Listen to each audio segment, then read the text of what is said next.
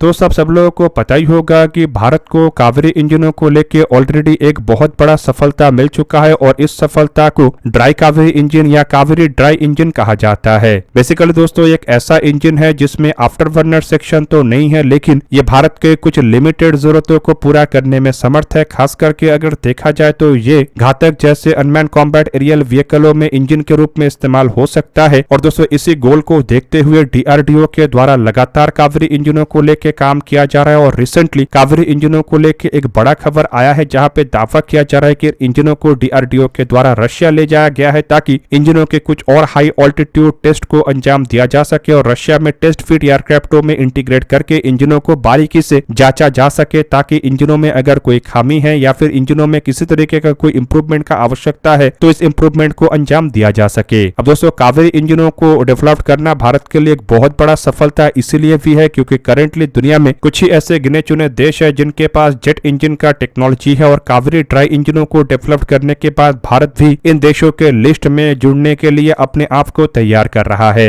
हालांकि Kaveri dry engine इतना thrust produce नहीं कर सकता है कि इसे करंटली भारत के किसी इंडिजीनियस फाइटर एयरक्राफ्ट या अन्य एयरक्राफ्ट में इस्तेमाल किया जा सके, लेकिन इन इंजनों के माध्यम से जिन टेक्नोलॉजीज को भारत के द्वारा डेवलप किया गया है वो आने वाले समय में इंप्रूव होके या फिर कहे तो उन टेक्नोलॉजी के बेस पे अन्य इंजन को डेवलप करना संभव हो सकता है। इवन रिपोर्टों में यह भी क्लेम किया जा रहा है कि कावेरी ड्राई इंजनों के बेस पे आने वाले समय में 90 किलोन्यूटन थ्रस्ट वाले कावेरी 2.0 जैसे इंजनों को भी बनाया जा सकता है। और दोस्तों अगर ऐसा होता है तो ये भारत का एक ऐसा इंजन होगा जो कि तेजस मार्क 1 और तेजस मार्क 2 जैसे एयरक्राफ्टों के जरूरतों को पूरा कर पाएगा। पर दोस्तों कावेरी इंजनों के डेवलपमेंट भारत के लिए इंजनों के मामले में अपने आप को आत्मनिर्भर करने की तरफ एक बहुत बड़ा कदम है। और दोस्तों अब इन इंजनों को रशिया ले जाके टेस्ट करने का सिंपल मतलब यह है कि इंजन अपने टेस्ट फेज के काफी एडवांस स्टेज में आ चुका है जहां पे कि इंजनों को टेस्ट फिट एयरक्राफ्टों में इंटीग्रेट किया जा सकता है और फिर इंजनों के परफॉर्मेंस को जांचा जा सकता है। हालांकि इससे पहले भी ड्राई कावेरी इंजनों को रशिया में टेस्ट फिट एयरक्राफ्टों में इंटीग्रेट करके टेस्ट किया जा चुका है और उसी दरमियान पूरा दुनिया को भारत के द्वारा साबित किया गया है कि भारत के जो कावेरी इंजन है वो एटलीस्ट एक इनिशियल सफलता को हासिल किया है। दोस्तों कावेरी इंजनों के प्रोजेक्ट को अगर देखा जाए तो ये आज शुरू नहीं हुआ है बल्कि करीब 4 दशक पहले मतलब 80 के दशक में इन इंजनों के प्रोजेक्ट को शुरू किया गया था और ये प्रोजेक्ट बेसिकली तेजस जैसे लाइट वेट एयरक्राफ्टों के लिए शुरू किया गया था, लेकिन भारत के पास इंजन रिलेटेड कोई बेसिक टेक्नोलॉजी ना होने के वजह से तब इन इंजनों को लेकर भारत को सफलता नहीं मिला। लेकिन प्रयास को छोड़ा नहीं गया और लगातार कावेरी इंजनों को लेकर रिसर्च एंड डेवलपमेंट को कंटिन्यू रखा गया और फिर भारत को इन इंजनों के डेरिवेटिव वेरिएंट के रूप में कावेरी इंजन को लेकर सफलता मिला।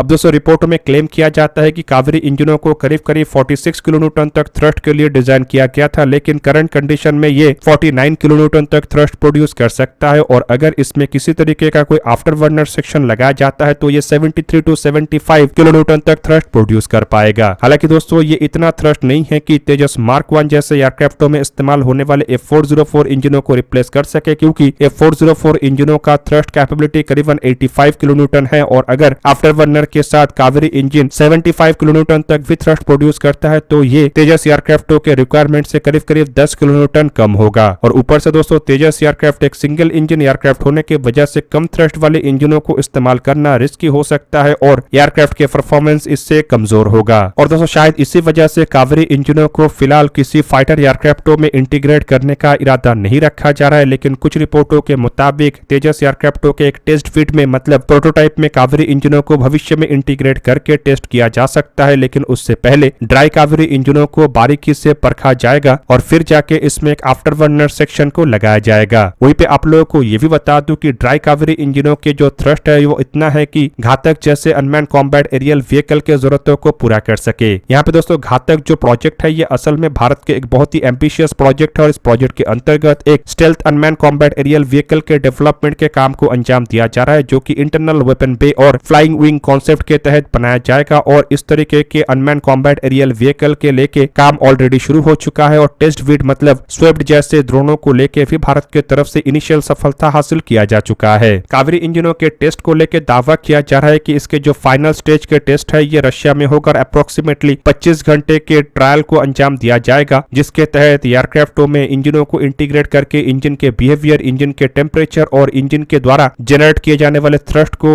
नोट डाउन किया जाएगा और फिर हर चीज को एनालाइज करते हुए ये देखा जाएगा कि इंजन के परफॉर्मेंस, रिलायबिलिटी कैपेबिलिटी और अन्य जो फैक्टर है वो किस तरीके का है और कैसे ये अनमैन कॉम्बैट एरियल व्हीकल के जरूरतों को पूरा कर सकता है। और दोस्तों अगर टेस्ट के दरमियान कोई मॉडिफिकेशन को लेके इशारा आता है तो उस मॉडिफिकेशन को भी अंजाम दिया जाएगा और फिर जाके शायद और एक बार टेस्ट को अंजाम दिया जाए। अब दोस्तों कावेरी इंजनों के इन डेवलपमेंट को भारत के लिए एक बहुत बड़े सफलता के रूप में इसीलिए भी देखा जा रहा है क्योंकि अगर कावेरी इंजनों के ड्राइव वेरिएंट को लेकर भी भारत को सफलता मिलता है तो ये एटलीस्ट घातक अनमैन कॉम्बैट एरियल व्हीकल को काफी हद तक आत्मनिर्भर कर पाएगा और खाली घातक नहीं बल्कि भविष्य में इन इंजनों का उपयोग कुछ अन्य एयरक्राफ्टों में भी किया जा सकेगा। खास करके अगर देखा जाए तो सिंगल इंजन के लाइट वेट ट्रेनर एयरक्राफ्टों में कावेरी के इन ड्राइव वेरिएंटों का इस्तेमाल हो सकेगा। वहीं पे आप लोगों को यह भी बता दूं कि भारत इंजनों के मामले में अपने आप को आत्मनिर्भर करने के लिए दो अलग अलग तरीके के प्रोजेक्टों के तहत आगे बढ़ रहा है, जिनमें कावेरी इंजनों के बेस पे आगे बढ़ाए जाने वाले कावेरी 2.0 जैसे प्रोजेक्ट तो है ही, साथ में विदेशी कंपनियों के साथ मिलकर बनाए जाने वाले 120 किलोन्यूटन थ्रस्ट वाले इंजन का प्रोजेक्ट भी है। अब दोस्तों ड्राई कावेरी इंजनों के बेस पे जो कावेरी 2.0 इंजन बनाने का इरादा रखा जा रहा है उसमें असल में एक नए कोर को डेवलप किया जाना है। हालांकि ये जो काम है संपूर्ण रूप से स्वदेशी तरीके से होगा जिसके लिए थोड़ा अधिक समय लग सकता है और इस कोर को इस तरीके से बनाया जाएगा कि कम से कम ये 90 kilonewton thrust after burning section के साथ प्रोड्यूस कर सके। और दोस्तों इसके लिए इसके जो ड्राई थ्रस्ट है वो करीब करीब 55 टू 60 किलोन्यूटन तक होना चाहिए, तभी जाके ये 90 kilonewton after burning thrust produce कर पाएगा। और अगर ऐसा होता है तो तेजस मार्क 1A और मार्क 1 जैसे एयरक्राफ्टों के रिक्वायरमेंट इससे पूरा तो किया जा सकेगा ही, साथ में संभावना है कि इन इंजनों का उपयोग करके तेजस मार्क 2 एयरक्राफ्टों में इस्तेमाल होने वाले F414 जैसे इंजनों को भी रिप्लेस किया जाए। हालांकि दोस्तों इतना थ्रस्ट दो इंजन वाले twin engine deck based fighter एयरक्राफ्टों के लिए भी पर्याप्त होगा और currently twin engine deck based fighter एयरक्राफ्टों में दो F414 इंजनों को इस्तेमाल करने का इरादा रखा जा रहा है। लेकिन अगर देखा जाए तो twin engine deck based fighter aircraft 26 ton category का एक ऐसा एयरक्राफ्ट है जिसमें दो इंजन इस्तेमाल हो रहा है और राफेल में भी दो इंजनों का इस्तेमाल किया जाता है और ये भी करीब करीब 25 टन के आसपास मैक्सिमम टेक ऑफ वेट रखता है। और राफेल का इंजन का भी जो